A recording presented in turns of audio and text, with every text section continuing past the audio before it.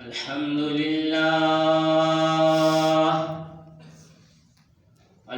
لله رب العالمين، والصلاة والسلام على أشرف الأنبياء والمرسلين وعلى آله وأصحابه أجمعين. أما بعد، فأعوذ بالله من الشيطان الرجيم.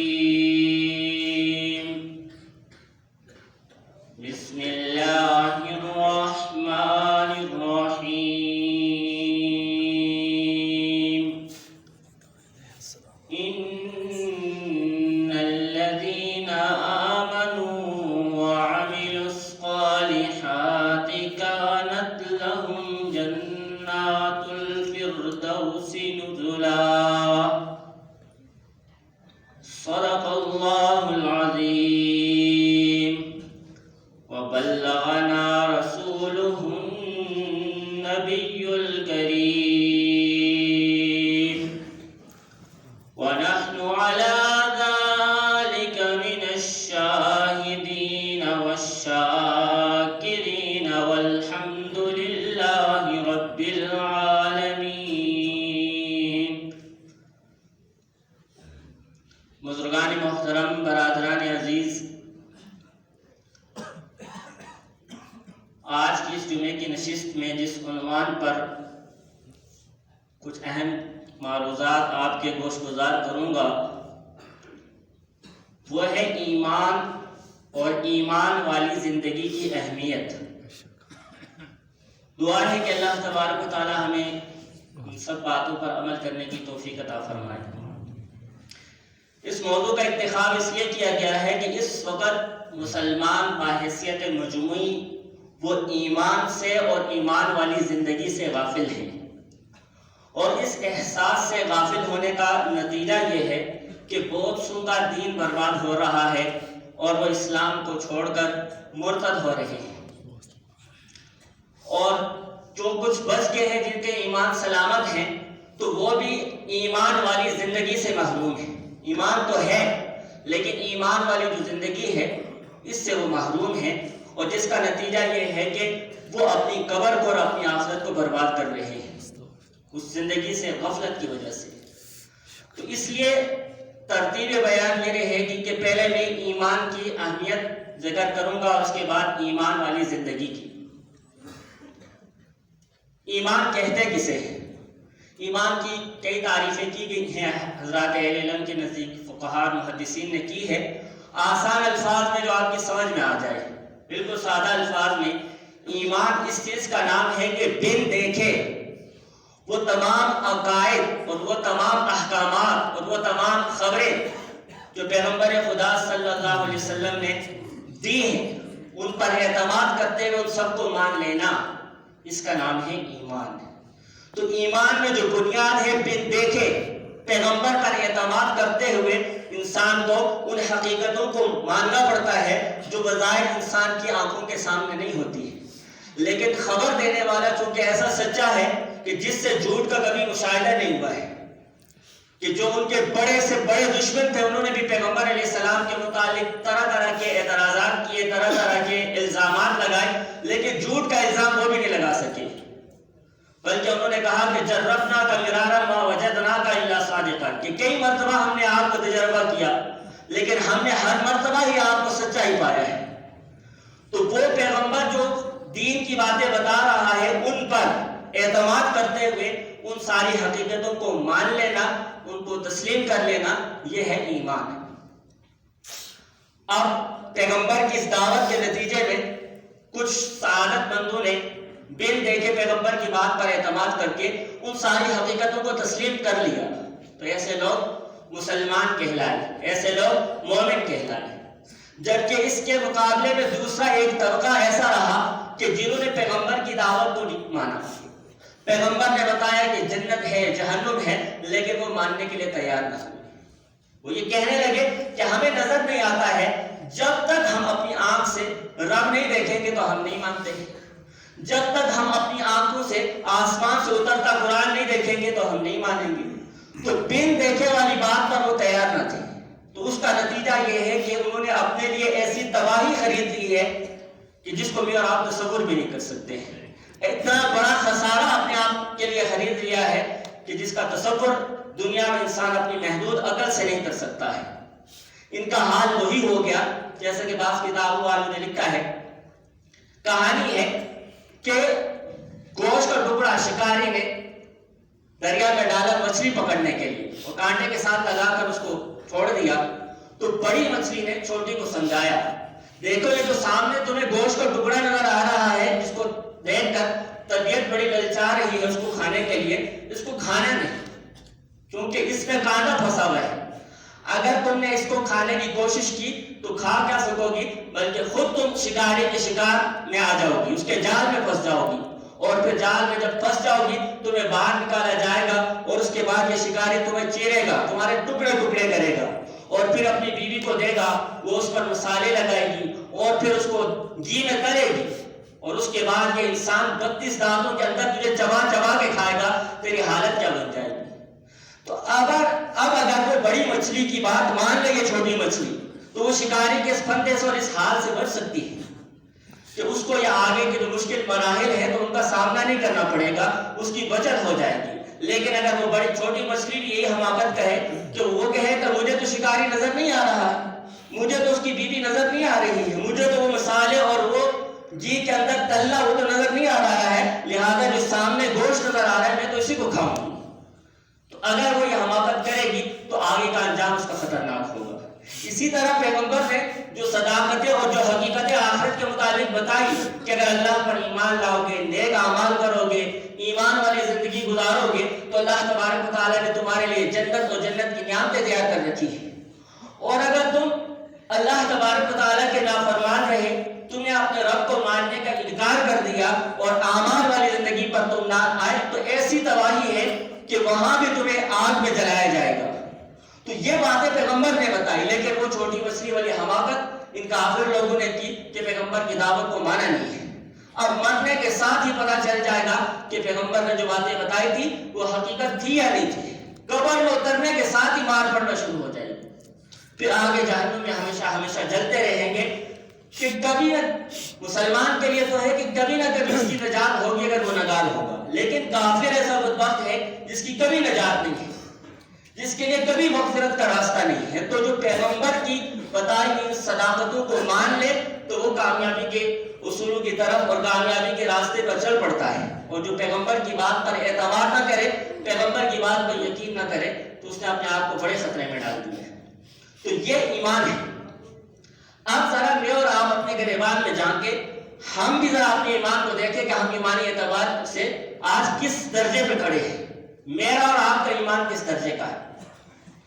پیغمبر نے بہت سے اعمال کے متعلق بتایا کہ اگر مثلا نماز نہیں پڑھو گے تو قبر میں عذاب ہوگا، محشر میں ذلت ہوگی اور آخرت میں جہنم کا عذاب ہوگا۔ یہ پیغمبر نے ایک حقیقت بتا دی ہے۔ اب اس کے بعد میرا اور آپ کا اس پر کتنا اعتماد ہے، اس کے لیے مجھے اپنی زندگی کا جائزہ لینا ہوگا کہ میں نمازوں کا کتنا پابند ہوں۔ اگر میری زندگی میں 100% نماز ہے، جس کا مطلب ہے کہ پیغمبر کی بات پر ویسا میں نے یقین کیا جیسے یقین کرنے کا حق تھا، اور اگر نماز میں غفلت ہے، سستی ہے، اس کا مطلب ہے کہ پیغمبر کی بات پر اس درجے کا یقین نہیں ہوا ہے۔ بڑے افسوس کی بات ہے کہ آج اگر ہمیں کوئی دنیا دار میں رہتے ہوئے کوئی مسلمان ہمیں کہہ دے کہ بھائی اس جگہ آگے آپ نے نہیں جانا ہے، کرنٹ ہے ادھر، حالانکہ ہم نے کرنٹ دیکھا نہیں، اس کو چھوا نہیں، محسوس نہیں کیا ہے، لیکن ایک گنہگار سا مسلمان ہمیں بتا رہا ہے تو ہمیں یقین آ جاتا ہے اور ہم وہاں جاتے بھی نہیں اور دوسروں کو بھی روک رہے ہیں۔ خبر اس نے بھی دی ہے کہ کرنٹ ہے، آگے جاؤ گے تو تکلیف پہنچ سکتی ہے، آگے جاؤ گے تو مر سکتے ہو۔ اس کی خبر پر اتنا اعتماد ہے کہ ہم اپنے آپ کو بچا رہے ہیں، لیکن پیغمبر نے بتایا کہ اگر اعمال والی زندگی پر نہیں آؤ گے، ایمان پر نہیں آؤ گے اور گناہوں کو نہیں چھوڑو گے تو پھر جہنم ہے۔ تو اس سے کتنا بچنے کا اہتمام کر رہے ہیں؟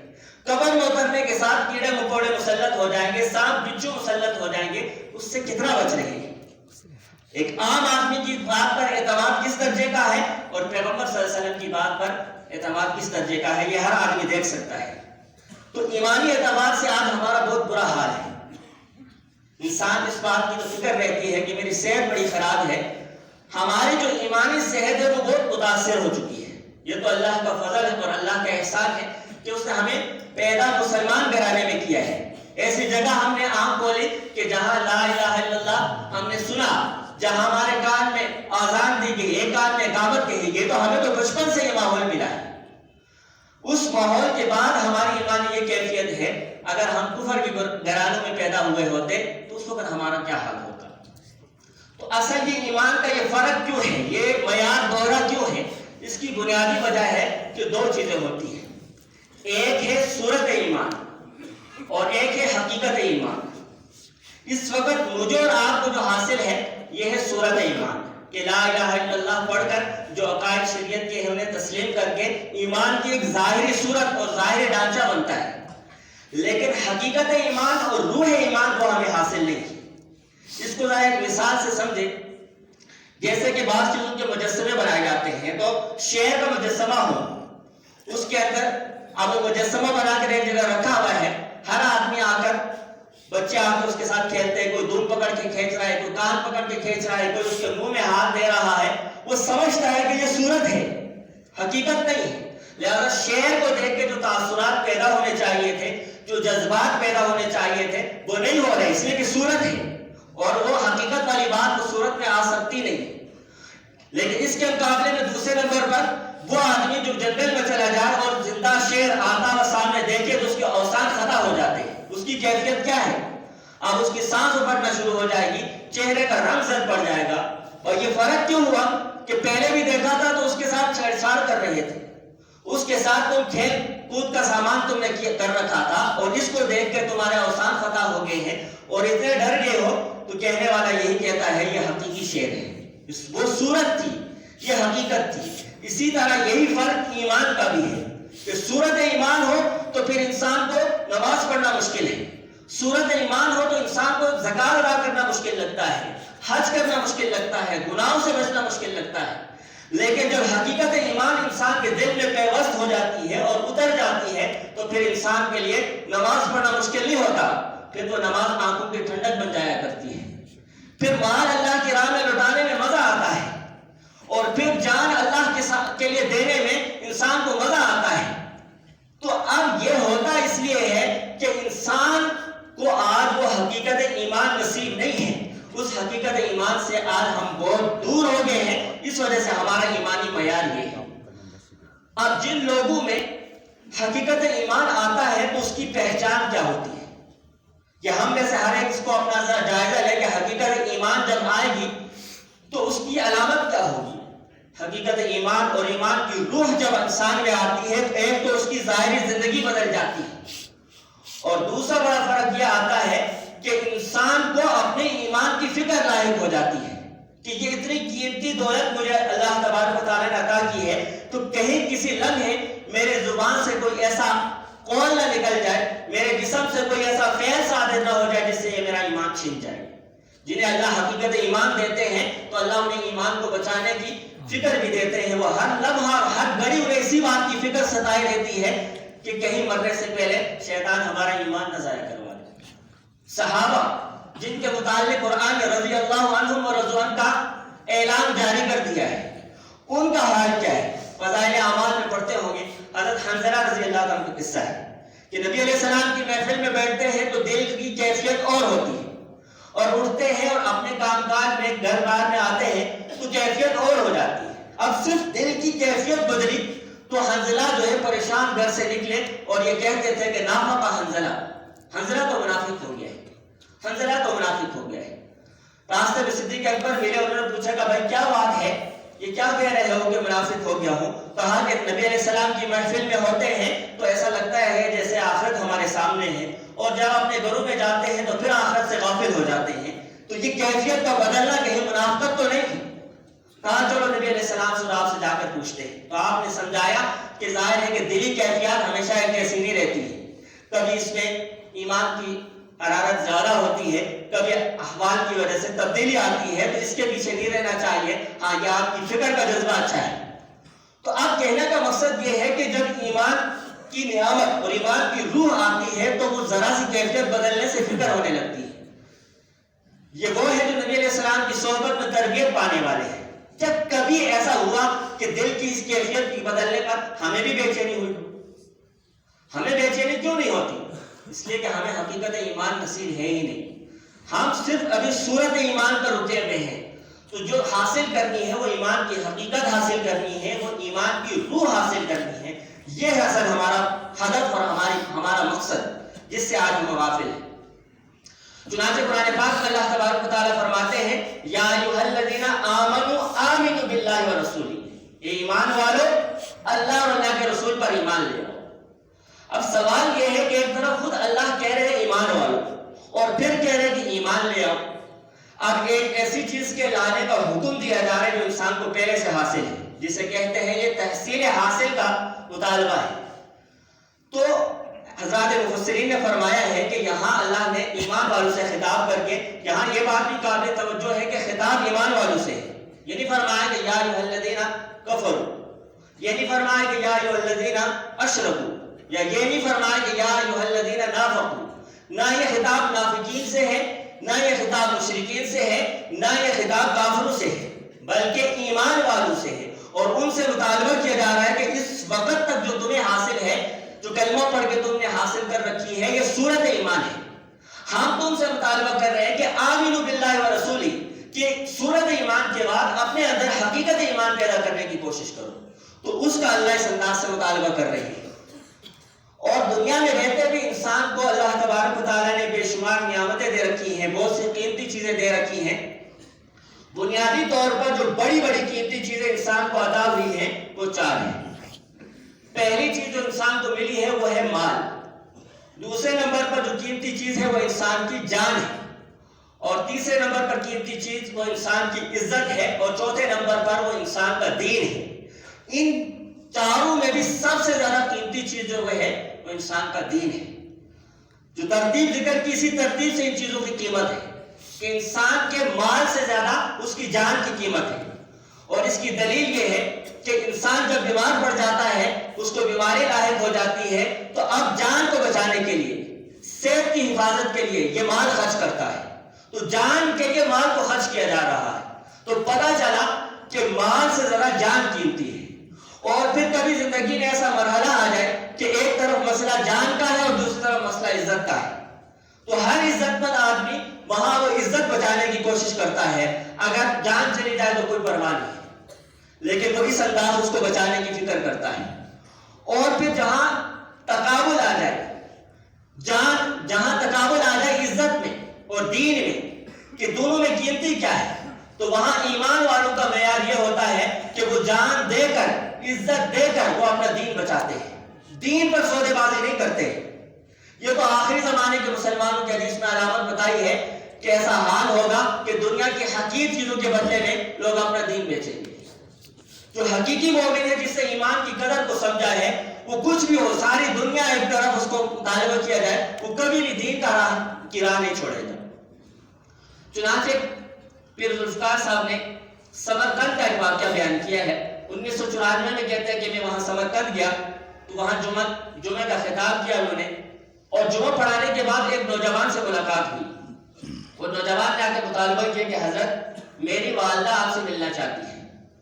اب ظاہر ہے کہ غیر محرم عورت تھی تو یہ ان سے کیسے ملتے، تو انہوں نے معذرت کر لی، اور دوسرا مہمان بھی بہت زیادہ تھے، انہوں نے کہا کہ میں نہیں مل سکتا۔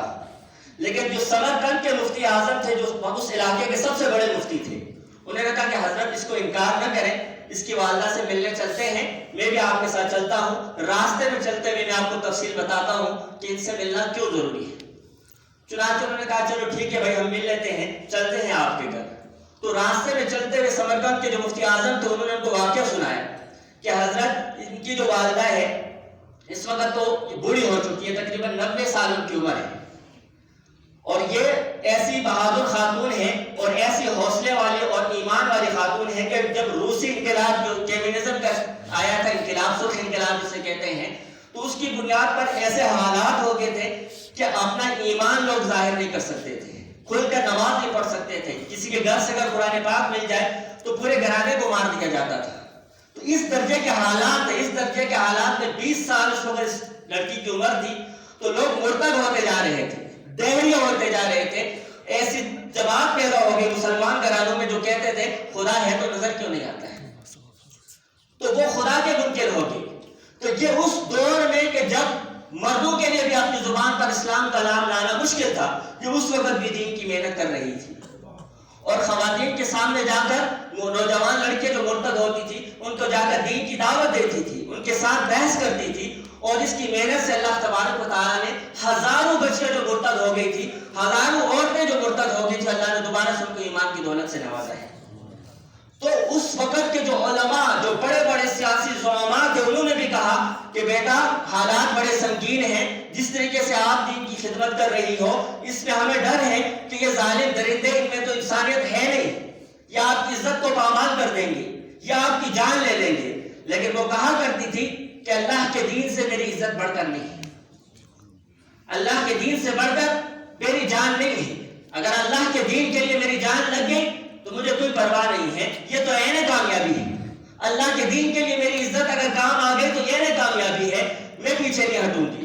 اس انداز سے وہ دین کی دعوت دیتی رہی. اور پھر بعد میں انقلاب آیا تو کہا کہ مفتی اعظم نے بتایا کہ حضرت میں اس لیے کہہ رہا ہوں کہ یہ بڑی صاحب ایمان عورت ہے، اس لیے اس سے ملنا چاہیے. تو پیر صاحب کہتے ہیں کہ مجھے بھی بڑی دل میں خوشی ہوئی کہ یہ تو بڑی ہی انقلاب والی عورت ہے، بڑی ہی ایمان والی ہے، ہم جا کر اس سے اپنے لیے دعا کرائیں گے. پھر ذوالفقار صاحب خود بہت بڑے آدمی ہیں، بہت بڑے پیر ہیں، بہت بڑے شیخ ہیں. تو کہتے ہیں میرے دل میں آیا کہ ہم ان سے جا کر اپنے لیے دعا کرا لیں گے، یہ بڑی سعادت ہے ہمارے لیے. تو ہم ان کے پاس گئے تو جب ان کے گھر پہ پہنچے تو 1 میٹر کی دوری پر ہم جا کر کھڑے ہو گئے اور ان کے اوپر ایک چادر تھی. میں نے کہا کہ سلام کیا، میں نے کہا کہ اماں ہمارے لیے دعا کرو، ہم آپ سے دعا لینے آئے ہیں. تو انہوں نے اپنے وہ بوڑھے ہاتھ اٹھائے کپکپاتے ہوئے اور کہا کہ اللہ ان کا ایمان سلامت رکھنا.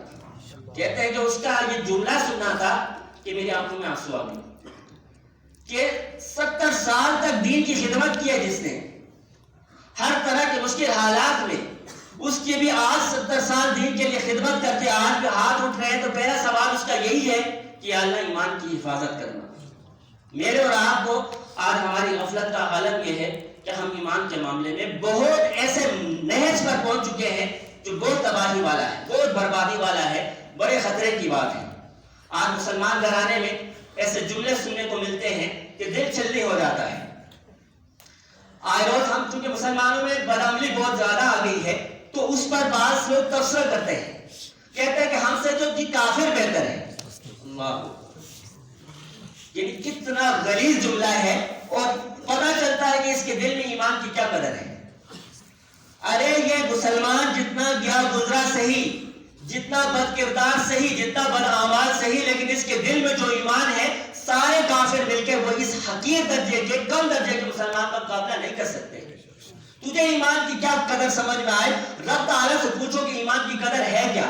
صحیح مسلم میں امام مسلم رحمۃ اللہ علیہ نے ایک حدیث ذکر کی ہے کہ لا تقوم الساعة حتى يقال في الارض اللہ اللہ، کہ قیامت اس وقت تک قائم نہ ہوگی جب تک زمین میں ایک بھی اللہ اللہ کہنے والا ہوگا.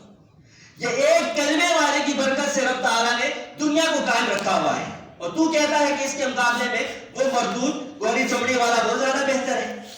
ایمان کا مقابلہ جتنے بھی ان کے اچھے اوصاف ہیں، خدمت خلق کے کام ہیں، نیکیوں کے کام ہیں، ان کا کوئی آخرت میں کوئی بدلہ نہیں ملے گا.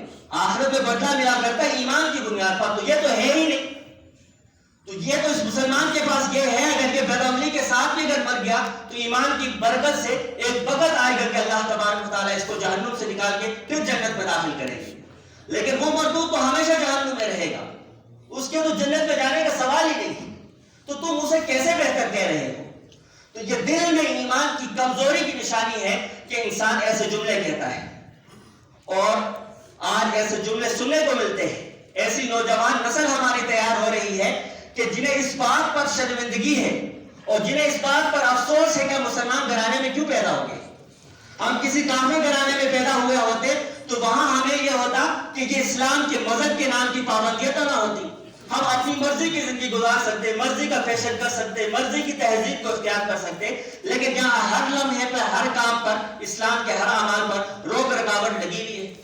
تو اس انداز سے انہیں مسلمان گھرانے میں پیدا ہونے پر بھی آج افسوس ہے. یہ ایمان کا معیار ہو چکا ہے. اور پھر اس سے بڑھ کر یہ صورتحال، مال کی محبت میں ایمان کا سودا ہو رہا ہے. دارالفتاء میں ایسے مسئلے پوچھے جاتے ہیں مفتیان کرام سے کہ ایک مسلمان کے متعلق سوال آیا کہ بھائی لوگ بینک میں پیسے رکھتے ہیں، اب بینک سال گزرنے پر اس سے زکوٰۃ وصول کر لیتا ہے. اب بینک زکوٰۃ وصول نہ کرے، اس سے اپنے آپ کو بچانے کے لیے وہاں مذہب کے کھاتے میں لکھ دیتا ہے کہ میں مسلمان نہیں ہوں، قادیانی ہوں. وہ مذہب کے کھاتے میں لکھ دیتا ہے کہ مسلمان نہیں ہوں، عیسائی ہوں، یہودی ہوں، کافر ہوں. صرف تھوڑی سی زکوٰۃ کی رقم بچانے کے لیے اپنے آپ کو یہودیوں کی صف میں داخل کرنے کے لیے تیار ہے، عیسائیوں کی صف میں داخل کرنے کے لیے تیار ہے. یہ حال ہو چکا ہے. اور دوسری طرف جن کی ذمہ داری تھی اولادوں کے ایمان کی حفاظت کرنا، والدین، وہ آج اپنی اولاد کے دین ایمان کے حوالے سے غفلت کا شکار ہے. ناراض نہ ہو، لیکن ایک بہت کھلی حقیقت ہے. چونکہ ہم اپنی غلطیوں کو زیر بحث لائیں گے تو تبھی وہ سامنے آئیں گے، تو ان سے بچنا ہمارے لیے آسان ہوگا. میں کسی پر تنقید کرنا مقصد نہیں ہے، اصلاح کی نیت سے ایک بات کہنا مقصد ہے. یہ جو آج بچوں کو، چھوٹے بچے ہیں، معصوم بچے ہیں، موبائل فون دے دیے جاتے ہیں اور کارٹون لگا کے دے دیے جاتے ہیں. اکثر جو کارٹون بنے ہوئے ہیں یا تو وہ انگریزوں کے بنائے ہوئے ہیں یا ہندوؤں کے بنائے ہوئے ہیں. تو یہ بچپن سے ہی آپ بچے کے معصوم دماغ کو، جسے آپ نے اسلام سکھائے نہیں، جسے آپ نے عقائد بتائے نہیں ہیں، بچپن سے وہ ہندو کی تہذیب اسے سکھا رہے ہیں. بچپن سے وہ بھگوان کیا ہے، بتوں کے ساتھ میں جھکنا کیا ہے، کیا رسومات ہوتی ہیں، یہ بچپن سے بچہ سیکھ رہا ہے. چنانچہ ایسا ایک دلخراش واقعہ مسلمان گھرانے میں پیش آیا کہ اس کی دادی کا انتقال ہو گیا. تو بچے نے اپنی ماں سے سوال کیا کہ ماں، دادی کی لاش کو کب جلائیں گے؟ تو مسلمان گھرانے میں جلایا جاتا ہے. یہ بات اس نے کہاں دیکھی؟ مسلمان گھرانے میں تو ہوتی نہیں دیکھی ہے کہ جلایا جاتا ہے. یہ وہ کارٹون کے نام پر جو اس کو دکھایا گیا، یہ ڈرامے کے نام پر جو دکھایا گیا ہے، یہ تہذیب تو وہاں سے لے رہا. تو یہ بچپن میں جو اس کے دماغ میں اتر گئی بات، بعد میں آپ لاکھ کوشش کر لیں، آپ اس کے ایمان کو نہیں بچا سکیں گے. تو بچپن کی جو بات ہوتی ہے وہ پتھر کی لکیر ہوتی ہے. تو اس کو آپ کیسے بچائیں گے؟ ایک حدیث ہے بڑی خطرناک کہ کل مولود یولد علی الفطرہ فابواہ یحودانہ او ینصرانہ او یمجسانہ، کہ ہر بچہ فطرت اسلام پر پیدا ہوتا ہے. ہر پیدا ہونے والے میں اللہ نے یہ صلاحیت رکھی ہے کہ وہ حق کو قبول کر لے. لیکن پھر ہوتا یہ ہے، فطرت اسلام پر پیدا ہونے کے باوجود فابواہ، اس کے ماں باپ جو اس کے سب سے زیادہ ہمدرد ہیں، یحودانہ، یا تو اس کو یہودی بنا دیتے ہیں، او ینصرانہ، یا اس کو نصرانی بنا دیتے ہیں، او یمجسانہ، یا اس کو عیسائی بنا دیتے ہیں. وہ تو شعور کے ساتھ جان کر بناتے ہیں. لیکن کہیں ایسا نہ ہو غیر دانستہ طور پر ہم بھی اس حدیث کا مصداق بن رہے ہوں. بچے کے ہاتھ میں موبائل دے کے اس کی ایمان کو برباد کر کے ابواہ یحودانہ او ینصرانہ او یمجسانہ کا مصداق نہ بن رہے ہوں. یہ بڑی خطرے کی بات ہے. اس لیے اپنی اولادوں کے دین کی حفاظت، اپنے ایمان کی حفاظت کی بھی فکر کرنے کی ضرورت ہے، اور اولادوں کے ایمان کی بھی حفاظت کی فکر کرنا ضروری ہے، اور یہ والدین کی ذمہ داری ہے. مولانا عبید اللہ مزداوی صاحب دامت برکاتہم فرماتے ہیں کہ آج والدین کو اس بات کی فکر ستائی جاتی ہے کہ میرے مرنے کے بعد میری اولاد کا کیا ہوگا.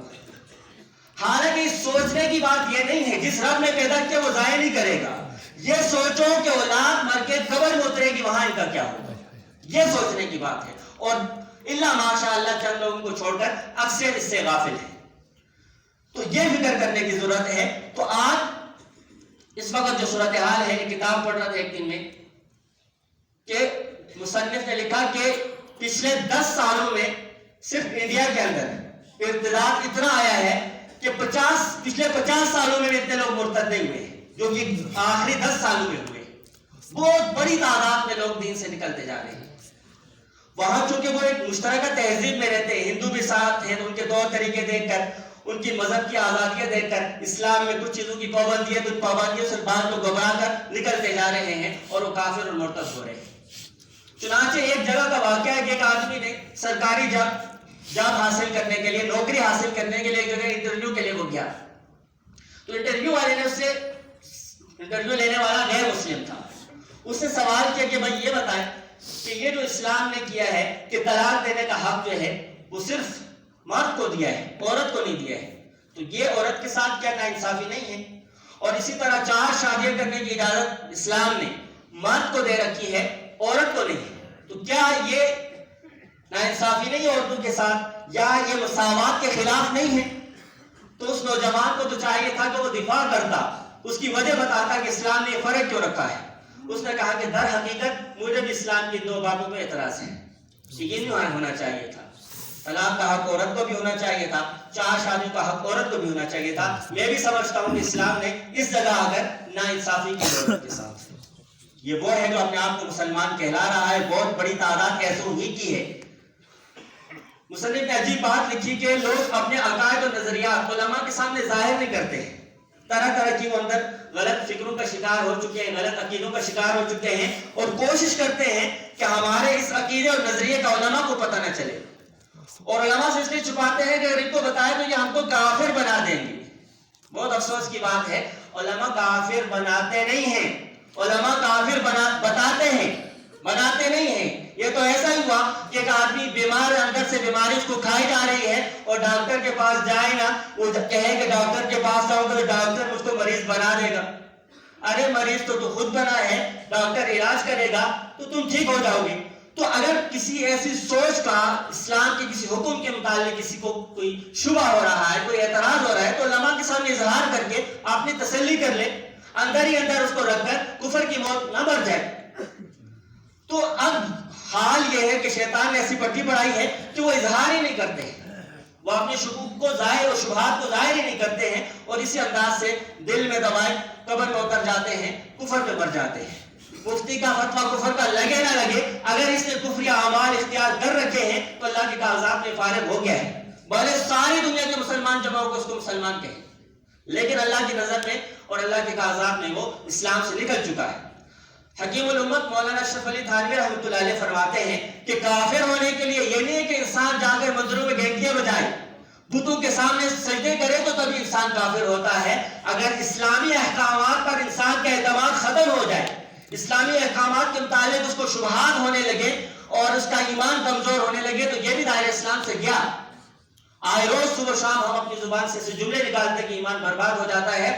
حدیث میں آتا ہے کہ ایک وقت ایسا آئے گا کہ انسان صبح کو مسلمان ہوگا اور شام کو کافر ہو جائے گا، شام کو مسلمان ہوگا صبح کو کافر ہو جائے گا۔ تو کیسے کافر ہوگا؟ اپنی دانش کے مطابق تو کوئی اسلام چھوڑنے کے لیے اتنی آسانی سے تیار نہیں ہوتا ہے۔ وجہ یہ ہے کہ کفریہ الفاظ سے ناواقفیت، کہ وہ ایسے الفاظ منہ سے نکالے گا کہ دائرہ اسلام سے خارج ہو جائے گا، ایسی باتیں کرے گا جو شریعت کے مذاق پر مبنی ہے، دین اسلام کے مذاق پر مبنی ہے، شریعت کے انکار پر مبنی ہے، دائرہ اسلام سے نکل جائے گا۔ مفتیان کرام نے مسئلہ لکھا ہے الاستہزاء بشیء من الشرائع کفر، شریعت کی کسی بھی بات کا مذاق اڑانا یہ کفر ہے۔ آئے روز ہم مذاق میں کوئی مذاق کر رہے ہیں، آپس میں شریعت کی کسی بات کا مذاق اڑا دیا، کبھی داڑھی کا مذاق اڑا دیا، کبھی پردے کے احکام کا مذاق اڑا دیا، تو یوں اس انداز سے اپنے آپ کو برباد کر رہے ہیں۔ تو کہنے کا مقصد یہ ہے کہ کیونکہ ٹائم قریب ہوتا جا رہا ہے، کہ دوسری بات پر بھی بات کرنی ہے کہ ایمان کے حوالے سے اپنی اہمیت اور اس ضرورت کو سمجھے۔ یہ اللہ نے بہت قیمتی نعمت بغیر ہمارے مطالبے کہ ہم کو دے دی ہے، مفت میں دے دی ہے، تو اس کو یوں بے دردی سے ضائع نہیں کرنا چاہیے، اور اپنی نسلوں کے ایمان کی حفاظت، جتنی ان کے لیے جائیداد بینک بیلنس بنانے کی فکر ہے، یہ اگر یہ سعادت مند ہوئے تو اللہ تبارک و تعالیٰ یہ چیزیں ان کو عطا کر دے گا۔ اور اگر یہ نالائق رہے، دین سے نکل گئے اور یہ دین سے مرتد ہو گئے، تو مرتدوں کو کیا بینک بیلنس بنا کر جائیدادیں دے کے جانے کا فائدہ کیا ہے؟ ان کے لیے اپنی آخرت برباد کرنے کا پھر فائدہ کیا ہوگا؟ تو جو چیز والدین کو بچانی ہے وہ اولادوں کے ایمان کی حفاظت کرے۔ شیخ سعدی رحمۃ اللہ علیہ نے ایک بڑا زبردست واقعہ ذکر کیا ہے، کہتے ہیں جب میں چھوٹا تھا تو میری ماں نے مجھے ایک قیمتی انگوٹھی بنوا کر دے دی، تو میں نکلا باہر گلی میں گھوم رہا تھا، تو اتنے میں ایک گڑ والا آیا، تو وہ انگوٹھی بہت قیمتی تھی، تو اس نے دیکھ کر بڑا ٹھگ قسم کا آدمی تھا، مجھ سے کہا کہ یہ بیٹا یہ ذرا یہ گڑ چکھ کر تو دیکھو۔ میں نے چکھا تو بڑا میٹھا میٹھا تھا، پھر مجھ سے اس نے کہا کہ بیٹا آپ ذرا اپنی انگوٹھی کو بھی منہ میں ڈال کر دیکھو، اس کا ذائقہ کیسا ہے۔ اس شیخ سعدی جو چھوٹے بچے تھے اس وقت، تو اس کو ڈالا تو اس کو کوئی ذائقہ نہیں تھا۔ انہوں نے کہا کہ بیٹا ایسا کرو، یہ مزے والی چیز لے کر یہ بے مزہ چیز مجھ کو دے دو۔ تو انہوں نے ایسا ہی کیا، بچہ تو آخر بچہ ہوتا ہے، تو مزے والی چیز لے کر بے مزہ چیز دے دی، وہ سمجھے کہ شاید اس کی قیمت نہیں ہے، تو قیمتی چیز دے کر بے قیمت چیز دے دی ہے، ہم سمجھتے ہیں کہ یہ حماقت ہے، یہ کوئی اتنی بڑی حماقت نہیں ہے، چھوٹا سا دنیا کا نقصان ہے، یہ ہم آج کر رہے ہیں۔ دنیا کی جن چیزوں کی لذت کی خاطر آج ہم اپنے ایمان کا سودا کر رہے ہیں، ہم یہ دنیا کی لذتیں لے کر اپنے ایمان کو برباد کر رہے ہیں۔ یہ نقصان کی تو پھر بھی تلافی ہو سکتی ہے، لیکن اس کی واللہ کبھی تلافی نہیں ہو سکتی۔ اگر کفر کے ساتھ دنیا سے چلا گیا تو پھر کوئی بھی بخشش نہیں کروا سکے گا۔ کافر کے لیے تو پیغمبر علیہ السلام کو بھی اجازت نہیں ہے کہ وہ اس کی سفارش کر سکے۔ آپ علیہ السلام کے چچا اسلام کے بغیر دنیا سے چلے گئے، نوح علیہ السلام کا بیٹا چلا گیا، ابراہیم علیہ السلام کا والد بغیر اسلام کے چلا گیا، تو آپ کو قیامت کے دن سفارش کرنا بھی چاہے تو نہیں کر سکے۔ تو جنہیں پیغمبر بھی وہاں سفارش کر کے نہیں بچا سکے، تو پھر اب سوچنے کی بات ہے کہ نعمت کو ہم یوں ضائع نہ کریں، تو اس کی حفاظت کی ہم فکر کریں۔ تو پہلی بات جو جس سے آج ہم غافل ہیں وہ ہے ایمان ہے۔ ایمان کی اس اہمیت کو سمجھتے ہوئے ہر لمحے اللہ تبارک و تعالیٰ سے انسان کو دعا کرتے رہنا چاہیے کہ اللہ تبارک و تعالیٰ ہمارے ایمان کی حفاظت فرمائے اور آخری خاتمہ ہمارے ایمان پر فرمائے۔ دوسری چیز جس سے غفلت ہے وہ ہے کہ الحمدللہ ہم سب یہاں جو مجمع ہے سارا اہل ایمان کا ہے، سارے مسلمان ہیں۔ دوسری چیز جس کی بہت کمی ہے وہ ہے ایمان والی زندگی۔ ایمان والی زندگی وہ ہوتی ہے اعمال والی زندگی، کہ ایمان لانے کے بعد جن احکامات کا شریعت نے ہم سے مطالبہ کیا ہے، نماز ہے، روزہ ہے، حج ہے، زکوٰۃ ہے، معاملات ہے، معاشرت ہے، اخلاقیات ہے، ہر شعبے میں ہم دین پر عمل کریں۔ ایک گمراہ فرقہ گزرا ہے، عقائد کی کتابوں میں اس کا تذکرہ ملتا ہے، جنہیں مرجیہ کہا جاتا تھا۔ مرجیہ کا یہ عقیدہ تھا، وہ کہا کرتے تھے کہ بس ایمان لانے کے بعد اعمال کی کوئی ضرورت نہیں، بس ایمان لائے تو اب آپ جنتی ہے، اب آپ کو اعمال کی کوئی ضرورت نہیں ہے۔ تو اگر اس وقت ہم اپنے معاشرے کا جائزہ لیں، اگرچہ ہم اپنی زبانوں سے کہہ تو نہیں رہے، لیکن حقیقت میں وہ مرجیہ والا نظریہ عملی طور پر ہم اپنا چکے ہیں۔ مسلمان کی زندگی بتاتی ہے، وہ سمجھتا ہے کہ بس نجات کے لیے ایمان کافی ہے، عمل کی کوئی ضرورت نہیں ہے۔ حالانکہ جو آیت میں نے پڑھی تھی اور کئی سینکڑوں آیتیں اس پر ہیں، جگہ جگہ اللہ نے یہی فرمایا ہے، ان الذین آمنوا وعملوا الصالحات کانت لہم جنات الفردوس نزلا، کہ وہ لوگ جنہوں نے ایمان لایا اور نیک اعمال کیے۔ تو ہر جگہ ایمان کے ساتھ اعمال کا تذکرہ ہے، لیکن آج اعمال کے تذکرے سے ہم واقف ہیں، چند روایتیں پڑھ کے ہمیں دھوکہ لگ جاتا ہے۔ وہ ایک آدمی نے کتے کو پانی پلایا تو اس کی مغفرت ہوگی، ہم کہتے ہیں کہ ہم بھی کسی کتے کو پانی پلا کے مغفرت کرا لیں گے، عمل کی ضرورت نہیں ہے جی، اللہ بڑی معاف کرنے والی ذات ہے۔ تو اس طرح کی غفلتوں میں نہیں رہنا چاہیے۔ حیدرآباد کے ایک نواب تھے، نظام ان کا نام تھا، تو وہ اپنے مرید کے اپنے وزیر کے گھر تشریف لائے، تو وزیر کا چھوٹا بچہ تھا، تو نظام صاحب نے بچوں کو چھیڑا تو بچے نے پلٹ کر جو ہے نواب صاحب کی گستاخی کر دی اور کوئی گالی دے دی اور بدتمیزی کر دی، اور وزیر کے پاؤں تلے تو زمین نکل گئی ہے کہ اتنا بڑا آدمی ہے، کس کی گستاخی کر دی ہے، اب اس کی تو جان نہیں بچے گی۔ بچوں کو ڈانٹا کہ بے شرم، تمہیں اتنی بدتمیزی کی ایسی بات تو تمہیں نہیں کرنی چاہیے تھی۔ تو شیخ نظام نے کہا کہ بھائی چھوڑ دو، بچہ خوددار معلوم ہوتا ہے کہ میں نے اس کو چھوڑا تو آپ نے دفاع کیا ہے، لہذا ایسا کرنا کہ کل تم اسے لے آنا، ہم اس کے لیے وظیفہ مقرر کر دیں گے، اور وظیفے کا نام کتابوں میں آتا ہے وظیفہ دشنام، گالی دینے کا وظیفہ، یعنی گالی دی اور اس پر وظیفہ بھی مقرر ہو گیا ہے۔ تو اس واقعے کو ذکر کر کے حکیم الامت مولانا اشرف علی تھانوی رحمۃ اللہ علیہ فرماتے ہیں کہ اس واقعے کو دیکھ کر لوگ کہیں کہ بھائی نواب کو گالی دینے سے وظیفہ جاری ہوتا ہے، لو ہم بھی چل کے دو چار دے آتے ہیں۔ تو جس طرح یہ حماقت ہوگی، ایسے ہی اللہ کی وسعت رحمت کی بنیاد پر کچھ اعمال کی وجہ سے کچھ لوگوں کو بخشا جائے گا، تو انسان ان کو دیکھ کر وہ گناہوں کو جرت کرنے لگے، وہ اللہ تبارک و تعالیٰ کی نافرمانی میں جرت کرنے لگے، تو یہ ایسے ہی حماقت ہوگی، کیونکہ اللہ نے آخرت میں نجات کا ضابطہ بتا دیا ہے۔ اور استاد محترم شیخ الاسلام مفتی محمد تقی عثمانی صاحب فرماتے ہیں کہ اکثر لوگوں کے ساتھ جو اللہ کا معاملہ ہوگا اسی ضابطے کے مطابق ہوگا، اور ضابطہ یہ ہے کہ جس کی نیکیوں کا پلڑا بھاری ہوگا اور گناہ والا ہلکا ہوگا وہ جنت میں جائے گا، اور جس کے گناہ کا پلڑا بھاری ہو گیا وہ جہنم میں جائے گا۔ اور اکثر کے مطابق اسی طرح فیصلہ ہونا ہے، چند ایسے خوش قسمت ہوں گے کہ جنہیں اللہ اس ضابطے سے ہٹ کر ایسے بھی بخشیں گے۔ تو دنیا میں ہم کو جو عمل کرنا ہے تو وہ اس ضابطے کو سامنے رکھ کر عمل کرنا ہے، اس جیسی روایات سے دھوکے میں نہیں پڑنا چاہیے، اور بدعملی کے لیے ان کو جواز نہیں بنانا چاہیے۔ تو اس بات کو سامنے رکھ کر انسان کو اپنی زندگی گزارنی چاہیے، ایمان اور اعمال صالحہ کے مطابق زندگی گزارے۔ اور اس کا انعام کیا ہے؟ فرمایا ان الذین آمنوا وعملوا الصالحات، کہ وہ لوگ جنہوں نے ایمان لایا اور نیک اعمال کیے کانت لہم جنات الفردوس نزلا، اللہ فرماتے ہیں کہ جنت الفردوس کی مہمانی ہم نے ان کے لیے تیار کر رکھی ہے، یعنی کہ ایمان والے یا اعمال والے یہ مہمان ہوں گے اور رب تعالیٰ ان کے میزبان ہوں گے، اور عزت کے ساتھ ان کو وہاں دیا جائے گا۔ حدیث میں کہا کہ ایسی ایسی نعمتیں اللہ نے جنتیوں کے لیے تیار کر رکھی ہیں، ما لا عین رأت ولا اذن سمعت ولا خطر علی قلب بشر، کہ کسی آنکھ نے انہیں دیکھا نہیں ہے، کسی دل پر ان کا خیال گزرا نہیں ہے، کسی کان نے انہیں سنا نہیں ہے، ایسی ایسی عظیم نعمتیں۔ وہ نعمتوں کے لیے دنیا میں کچھ کرنا پڑتا ہے، جنت اتنی سستی نہیں ہے۔ الا ان صلۃ اللہ الغالیہ، اللہ کا سامان وہ بہت مہنگا ہے۔ الا ان صلۃ اللہ الجنہ، اور اللہ کا وہ جو سامان ہے وہ اللہ کی جنت ہے۔ تو جنت اتنی سستی نہیں ہے کہ آرزوؤں اور تمناؤں اور خواہشوں سے مل جائے، اس کے لیے ایمان لا کر ایمان والی زندگی اختیار کرنی پڑے گی۔ وقت پورا ہو گیا ہے، دعا ہے کہ اللہ تبارک و تعالیٰ جو کچھ کہا سنا اس پر عمل کی توفیق عطا